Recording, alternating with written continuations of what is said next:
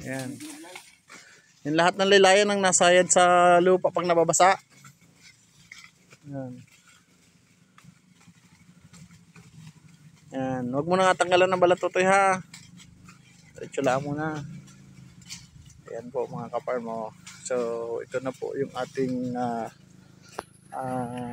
area dito sa Dichoso Mingo Farm. Ayan. So sinimulan na po namin. Yung laylayan lang muna, laylayan.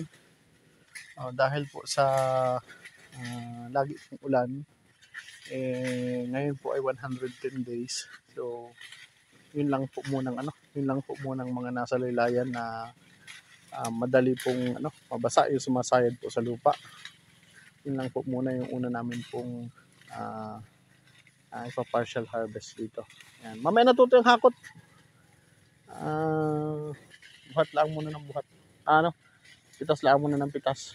Ayan. Ayan. Basta tiyang abot sa laylayan na yan. Yung kasayad sa lupa.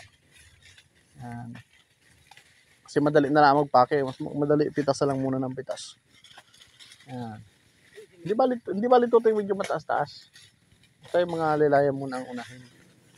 Ayan. So, kailangan kasi, kapag po kasi umuulan, ay ito sumasayad po ito sa lupa. At yun, matagal po siyang matuyo. So, yun po kasi nagiging problema. Kaya inuuna po natin yung mga nasa may mga laylayan po. Yan. Laylayan po muna yung inuuna natin. Yan po. Yan. Yan po yun. Yan kapag. Yan. So, ito po yung mga puno na pinabunga natin. Yun. Under supervision nga po ng atin pong ka-farm lady. Yan. So, ito po yun. So, ito po ay sabi nga ay partial harvest natin dahil po hindi po natin ito pwedeng sabay-sabay po ng pitas kasi i-retail lang po ito mga kaparm. Yan. Yan po, Kuya Joey. Yan. Yan sila.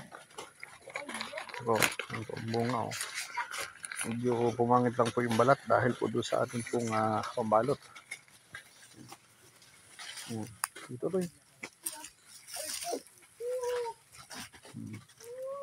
yan. Po yung ating pong mga bunga na pinipitas ngayon mga kapatid. Yan. Yan po. Ganyan lang po muna.